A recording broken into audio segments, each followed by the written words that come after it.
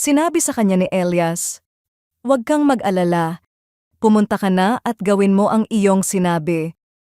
Ngunit ipagluto mo muna ako ng isang maliit na tinapay, at pagkatapos magluto ka ng para sa inyo." May mga pagkakataong ang pag-aalala ang gustong manguna sa ating mga pasya.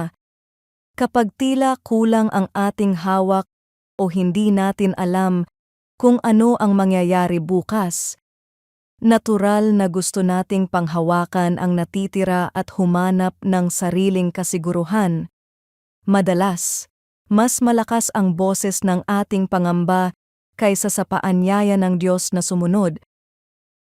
Sa 1 Kings chapter 17 verse 13, sinabi ni Elijah sa balo, "Huwag kang mag-alala, ipagluto mo muna ako ng isang maliit na tinapay."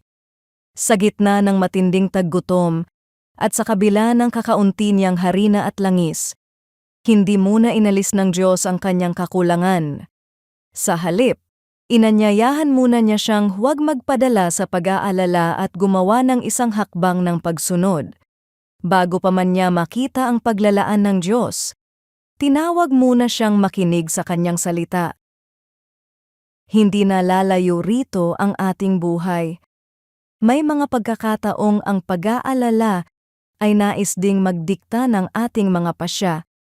Minsan, hinihikayat tayo nitong kumapit ng mahigpit sa kung anong mayroon tayo, sa halip na makinig sa sinasabi ng Diyos. Pero sa kwentong ito, makikita nating ang pagsunod ay hindi nagsisimula kapag nawala na ang lahat ng ating pangamba. Nagsisimula ito kapag pinili natin na hayaan ang salita ng Diyos ang manguna kaysa sa ating mga takot.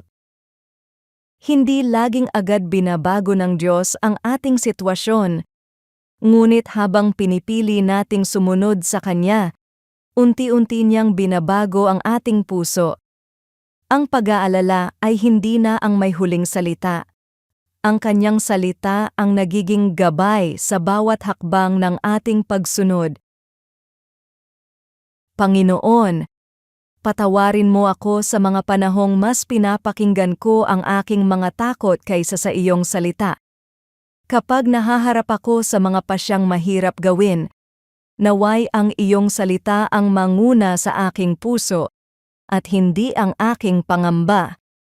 Sa pangalan ni Jesus. Amen.